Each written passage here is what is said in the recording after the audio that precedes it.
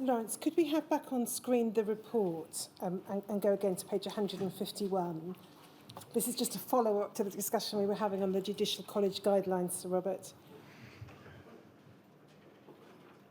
The footnote at the bottom of the page says this: the figures given in the table are those without the 10% uplift required in court-based litigation to reflect the costs incurred by litigants in entering conditional fee agreements, which are no longer recoverable as part of the costs of successful litigation.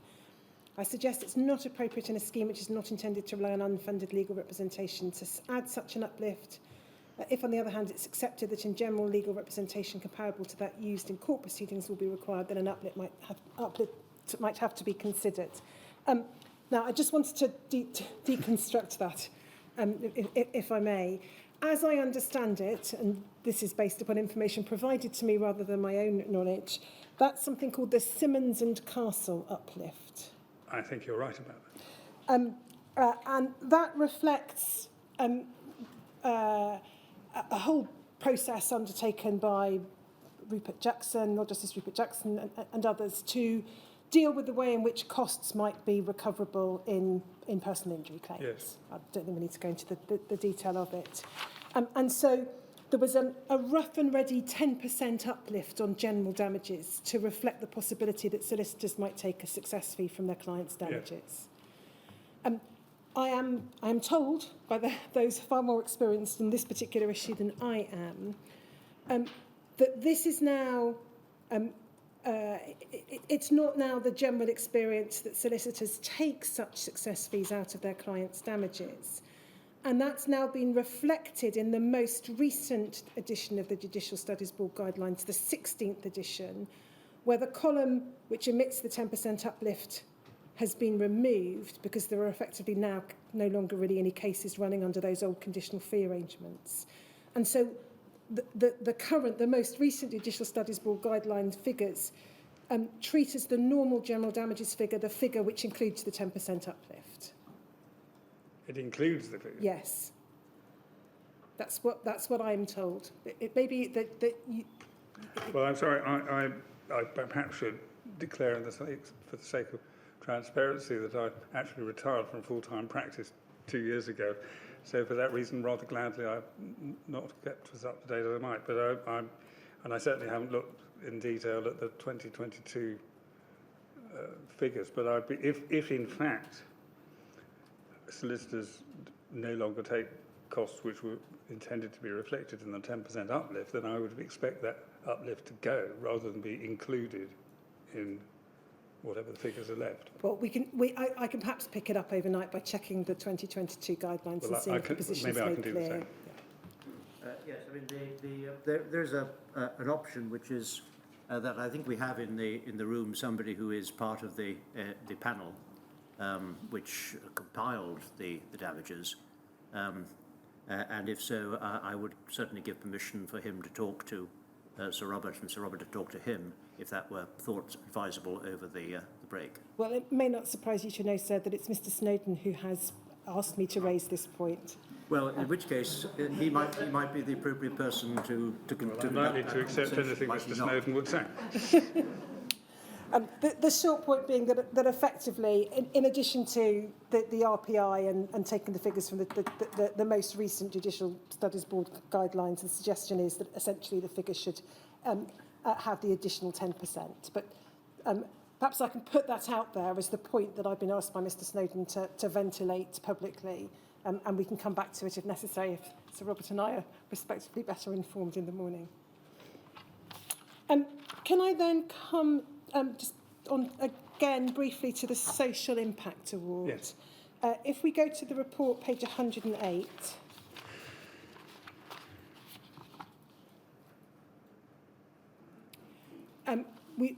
I asked you some questions earlier about the way in which the Social Impact Award might be approached. I just wanted to flag up, again, really just so that those following can understand that your recommendation is that two matters to be reflected in the Social Impact Award is interference with the ability to form a marriage, partnership or equivalent long-term relationship, and then over the page, the loss of chance to have children. Yes. I should say on rereading this, the report is not as clear as perhaps it could be on whether that should be part of the social impact award or the autonomy award. But then there's a potential, I think, for overlap there. But I think, and you could put some of these in either, but maybe more accurately they are social impact, which is where they are in this section. But either way, again, when on your model, when the legal panel is identifying the range of tariffs, yes. Your suggestion is that there should be reflected Yes. these losses. Yes. And again, these are figures which no one would see the claim reflect the reality of people suffering and are nominal. But, and it would seem to me there's no case for them being very different from that which you get in a court action. Can I then, if we go to the bottom of the page, just pick it up with the Care Award? So, again, this is an element of the award that could be claimed by an infected person. If we go over the page...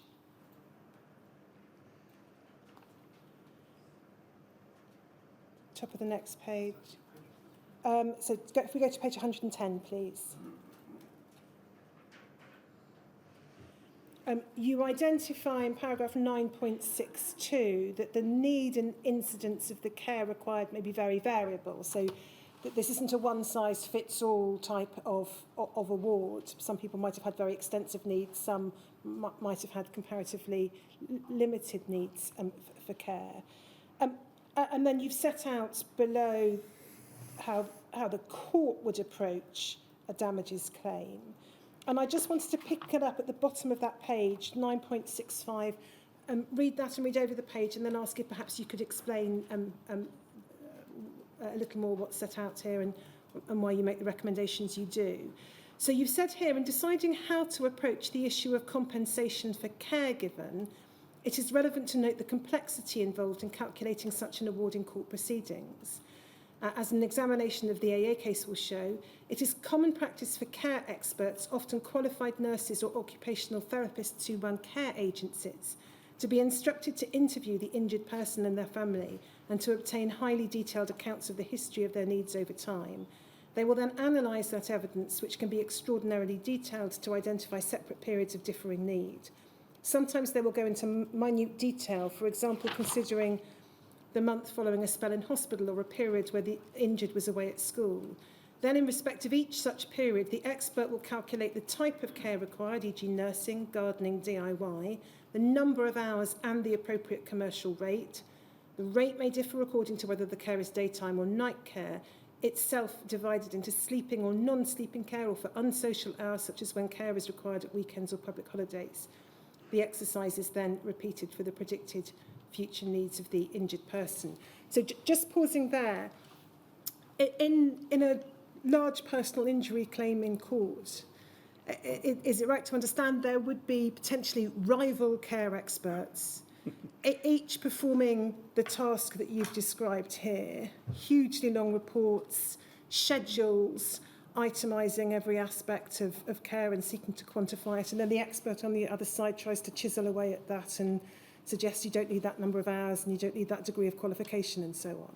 Absolutely, and one of the reasons for that, putting it bluntly, is that often in catastrophic injury cases, the claim for care is the biggest item of the claim, and I can envisage cases in this field where that could be the case. But you're right, it's always been a surprise to me that after many years of practice, we still have experts giving evidence for the claimant, another one giving expert evidence for the defence, both looking at the same set of facts, one would have thought, and both coming up with radically different figures on absolutely every aspect, how many hours there should be, what the rate should be, what grade of nurse is required, and so on. And having undertaken that exercise, now this is perhaps the cynical lawyer coming in, you'd be surprised at how often the figures come out rather the same in every case, because the judges take a view, as they have to when expert evidence is provided. and a great deal of resource is undertaken, and I think often at some distress to the families I've represented, because the intrusion into their lives by two experts poking around, putting it bluntly, into every aspect of what they do and why and when can be in itself distressing, when, as I've suggested here, I think for a scheme like this it ought to be possible, again with the exception that I know I'm loading a lot on the medical panel here, but maybe extended for this purpose, the care needs of people with particular conditions should be capable of a fairly standardised approach, I would say, even if that means people might not get such a detailed assessment and it might not be quite as much. Some people might get a bit more than they would otherwise expect, but it is an area classically which shows why we need a compensation scheme which has a broad brush approach to things, rather than a detailed bespoke assessment for each individual. And the advantage of the more broad brush approach that you go on to outline in the following two paragraphs, which I'll read in a moment, is speed. Yeah. It's a quicker approach than having someone minutely analyse what could be decades of care and produce a report in relation to it. Yeah. I mean, I wouldn't by any means wish to compare it, but just as an indication that if you went right to the other extreme, you could adopt an approach similar to what Social Security does about attendance allowance. So broadly speaking, there is a rate for someone who needs care during the day and another one if you need care during the night or if you have a mobility issue or not. Now, I'm not for a moment suggesting those are the figures, but it is a way of compensating people for those needs. And I would have thought, my suggestion is that a similar, but a more bespoke approach to this particular disease, or these two diseases, could be taken, or different stages in the disease. And so if we just look at what you say in 9.66 and 9.67, it is suggested that to conduct such an exercise in the case of each applicant infected under a compensation scheme would defeat the ambition of most to have a scheme which is simple to understand and prompt in its determinations. It is necessary to devise a method of offering a fair, if broad brush, reflection in any award of the need for care generally experienced by the infected both in the past and present. An option could be made available enabling an applicant to choose between accepting the broad brush sum or undertaking a more detailed application as would take place in a civil action. Alternatively, it may be felt that setting a maximum applying to all within the scheme, except for the truly exceptionally severe cases, would promote equity/parity among the infected in the scheme. Whatever approach is taken, this is an area where the advantages of avoiding a demanding process involving detailed evidence and expert support suggest that a high degree of self-assessment should be encouraged, but limited by reference to expert-based standardised presumptions with regard to care needs and costs. I say that because it's an area where, with appropriate questioning by appropriate people in the scheme, this is part of a collaborative approach, people on the whole are able to have an assessment of how much extra time has been spent looking after an individual, how much they need by way of care, and what type of person, whether it's a qualified nurse or someone doing the cleaning, whatever it is. And then it should be possible to apply to that a standardised rate. Now, I appreciate that if you live in the south of England, probably care costs more than you live in the north of England, but somewhere, it seems to me, you need to take averages, and some will do better than others, but on the whole, you're recognising a concept, bearing in mind that whichever approach you take is somebody's estimate. So even when you've got these sophisticated experts claiming a minute degree of precision, that's their opinion. It's not necessarily what happened in real life or will happen in the future. So could one look at in this way, there might be three broad types of information that would be required. Yes. There would be an understanding that the scheme would have, based on evidence, with evidence it could gather about the costs of care over the relevant decades. There would be potentially, based upon perhaps some advice from either the clinical panel or perhaps the scheme itself, getting just some general advice about care needs, there'd be an understanding in broad terms of the kind of tasks that might have to be performed for somebody who was being nursed at home, having had a liver transplant, or somebody in the last stages of AIDS or with pneumonia or whatever. So you'd have that kind of information, and then you'd have the individual's account saying, my partner in those periods of years looked after me, you know, day in, day out, or would look after me for a couple of afternoons a week, or whatever it might be. And you could bring those three together in a hopefully practical and relatively straightforward way. Yeah, and if I may say so, that's something that lawyers in these cases do all the time, but it would be much quicker to do if you have that sort of information, but largely standardised information to go on, to which you apply the individual circumstances of the claimant. So it's a bit rough and ready. It's a bit broad brush, but the advantage is it's potentially quicker, it's potentially more straightforward, and it's less intrusive. And I can imagine the reason I put in this as options. It does seem to me there could be cases, of very severe cases indeed, where it would be unjust to limit the claim, as it were, in this sort of way, and that someone who, for instance, needed 24-hour specialist nursing care with equipment coming into the house and so on, but that was being provided by a member of the family, that might, the only proper way of compensating that might be thought to be this more detailed bespoke system. But I think there would need to be, the scheme would probably need to be persuaded that was the just thing to do in a particular case, and it would certainly be, unless I've got misunderstood entirely the situation here, the minority of cases. And you'd have to have some capability of dealing with those cases that might need residential care or a degree of care. Yes. And probably the several more cases where the existing carer needed respite. Yes. Well, a lot of that would, I think, come under the financial loss award, because that would be what the claimant would actually need to pay for in some shape or form. So this care that I'm talking about here is not the care and it has been paid for. That's a separate claim, but the care is provided by relatives and so on gratuitously.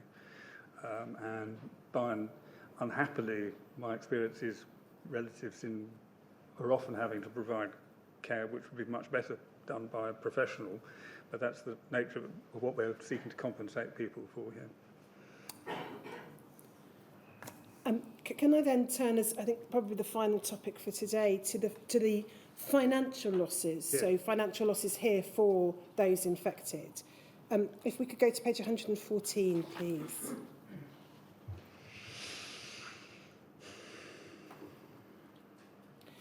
Now, again, I'm not going to read out the section, but you talk in this next section of the report about the status of support payments, and you refer to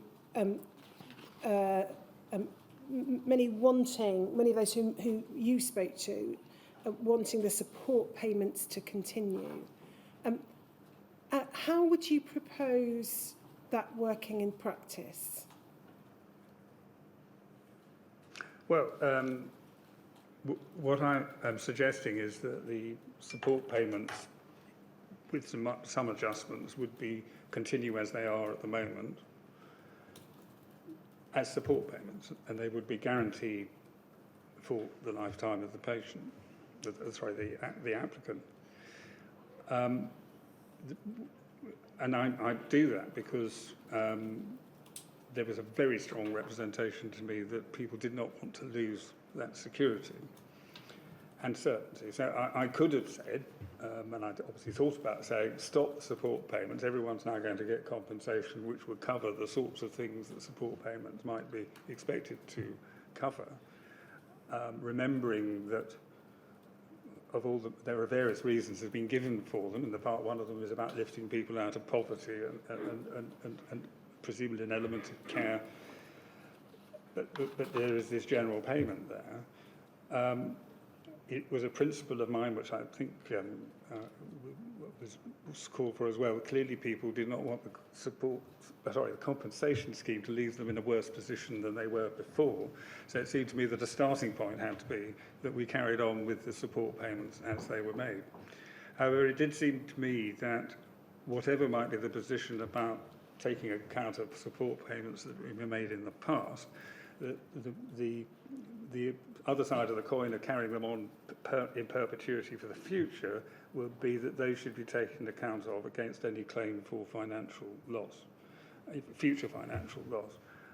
and it might well be that in a lot of cases that would mean there would be no further claim. Well, there's the sort of case Sir Brian was talking about where there was a need for a care home or permanent care. That might well not be the case. There might be a significant sums in excess of that.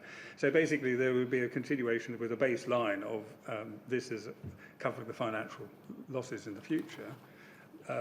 Not, I should say, to be taken away from, it wouldn't be taken off against the personal injury claim, as it were, the impact loss, but would be taken account of in that way. So that's, and as far as the past is concerned, for the reasons I've set out here, it seemed to me would be wrong to seek to take credit for support payments that have been made in the past, whether it be since 2017 or the rather more sporadic payments made before that. So if we just deal with future payments for the moment, and again, although your report sets this out, it's a matter of such importance to those listening that it's sometimes helpful to just to ensure that the position is clearly understood. A person making an application under the scheme would, as an infected person, would receive the injury award that we've talked about, the social stigma award, may or may not have a care award depending upon their particular circumstances, the loss of autonomy award. And those awards would be payable as lump sums and would be for the individual to apply as they saw fit. They would then, under the scheme that you're proposing, in terms of things going forward into the future, they would continue to receive the existing support payments. You've recommended, I think, an uplift to those in paragraph 9.88 of your statement. And it may be that would then, in terms of future losses, future financial losses, be all that an individual received, the ongoing support payments. But you then identify that an individual would be able to opt to bring a future loss of earnings claim, essentially if that was going to exceed the support payments. Yes, and maybe for other financial losses. Yes, absolutely. There might be other items of financial loss, of course. And so if we just look at the bottom of page 116, please. Under the heading Additional Claims for Loss of Earnings, you say this, and here you're dealing with both past and future losses. It should be open to an infected person to claim for past and future loss of earnings over and above the tariff sums described above, if they can prove an actual loss of earnings net of tax caused by an inability to work due to the infection or an illness or disability caused by the infection. If the evidence is available, the actual loss could be calculated and awarded. In respect of past loss of earnings calculated on this basis, a lump sum should be awarded assessed on the actual loss incurred. So the first question then would be for the assessor to form the view that there had, as a matter of fact, been a degree of loss of earnings. If an individual has been significantly incapacitated and unable to work because of their infection, that presumably shouldn't be too great a hurdle to overcome. No, I agree. Sorry. And so then it's the question of how you quantify that. Yes. And then you go on to deal with that in 9.95. Yes. In the absence of an employment record sufficient to make an assessment of the past loss of earnings, where an infected applicant can show persuasively that they've been unable to work or have had a reduced earning capacity because of infection, reference should be made to relevant statistics, for example, the national average earnings for that class of employment. Where the relevant category of employment for that applicant cannot be shown, or working out a probable career path is speculative or disproportionately complex, to assess there should be a presumption that the applicant has lost income equivalent to the national median earnings, and then you refer to data available from the Office of National Statistics. Does that reflect in broad terms the approach that would be taken by a court assessing damages? Yes. As is the case with care costs, cases can descend into extraordinary detail, can involve the employment of employment experts, who I think are now increasingly frowned upon, not as people or as experts, but their actual need to be in cases, because there are pretty good figures out there as to what people can expect to earn in particular occupations. Sometimes it's possible to make that calculation on the basis of pay slips people produce, and they've got a consistent history, and it's quite easy to see what has happened. Obviously, in other cases, that is less so. So people will say, I've been working in a particular managerial position, but I lost a promotion because of my illness, and if I'd got the promotion, I would have earned so much more. So there's that sort of evidence. And it varies in certainty, of course, according to the case. Again, if we choose to, you can get as precise as you like about it, or it's possible on the evidence. But again, my approach here has been to seek to encourage a scheme to approach things on a rather broader basis, so people can get a swift solution without the need for hugely complicated figures and all the rest of it. So would there again be an element of choice that an individual might, for example, say, well, when I was diagnosed with HIV and became iller and iller for my condition from the treatments I was receiving for it, I had to give up my work as a teacher. Yes. And they can provide an indication of the income they were on. They can describe what they thought their career path would have been, probably with a degree of straightforwardness. And the calculation of past loss of earnings could be on the basis of what they've lost in those terms. Alternatively, an individual could either not feel able to say exactly what would have happened, perhaps particularly for those infected when younger and before in employment, and they could they could still bring their past loss of earnings claim, but it would be assessed most likely in the way you've described here. I think I've dealt with that elsewhere, and certainly in the case of children who have no career history, so they have no period of their life with a working history not affected by their illness, then one almost certainly has to resort to some sort of overall average. The reason being that while the children of Goldman Sachs banker don't necessarily end up as Goldman Sachs bankers, many of them go the very opposite way and become conscientious social workers. So, and rather less. Likewise, the children of social workers might become bankers. You can't speculate about these things. You just have to take averages, and that, as with all such approaches, it overcompensates some people and undercompensates others. But they at least get recognition for that particular loss. But that's true of the common law system as much as it would be here. Again, you've made this clear in your report and in your earlier evidence, but you would not propose past support payments to be deducted from those sums for past loss of earnings. And I've set the reasons out for that, and principally because of the nature and the way in which these were described and formulated at the time. And if they meant to be charitable payments, well, they're charitable payments. I've been asked to ask you about your use of the word persuasively in the second line of 9.95. Yeah. Does that suggest some higher burden, some more cogent evidence that's required? I think what I mean is that I would go back to the fact that I wouldn't suggest that there is a formal burden or standard of proof set out, which leads to legal complexity.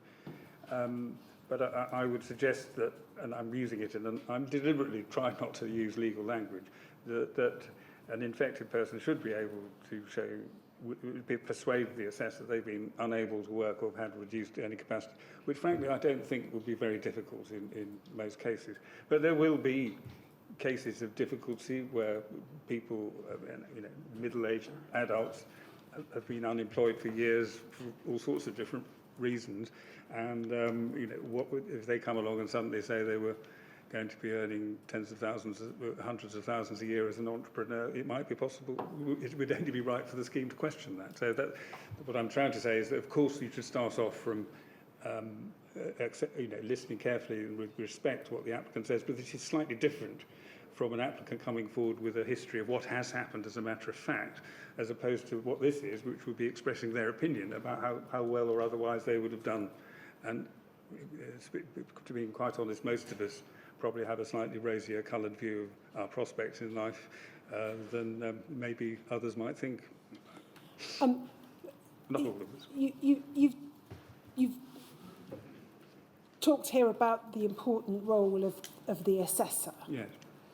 And the need for a degree of proactivity, sympathy, understanding and the like. But in terms of what you're describing for the individual to make out a case as to why they're in category 1 rather than category 2 for the injury award, or to explain why they might be entitled to the loss of relationship element of the social impact award, or to make out the claim for past gratuitous care provided by family members or loss of earnings. A lot of individuals are going to require help to do that, aren't they? Well, I'd hope, firstly, that the assessment system would be supportive and would be within it doing its best, as it were, to produce the case for and with the applicant. You're right, this is not necessarily easy stuff, but any more than filling in your tax return is easy stuff for all people. So, but guided through a process, it seems to me that most people should be able to do that. Now, obviously, there will be cases of significant complexity where some form of outside help, and I have advised or recommended that there should be a sort of advocacy support system here. And of course, some people will have their own legal representatives, but I'm deliberately trying to suggest that this should be as least legalistic as is possible. But I don't think we can avoid it in all cases. And some cases people's circumstances vary significantly, but some people's cases in financial terms are much simpler than others. So it's not necessarily everyone who will need outside support, but most people, I would accept, will need internal support from the scheme about putting their claim together. And it can't just be a matter of asking someone to fill in a form online at home and hope for the best. I just don't think that's going to work. You need a process of interview, collaboration and conversation. All taking time, yes. But one would hope less time than having to repeat that umpteen times, which is what would happen in litigation.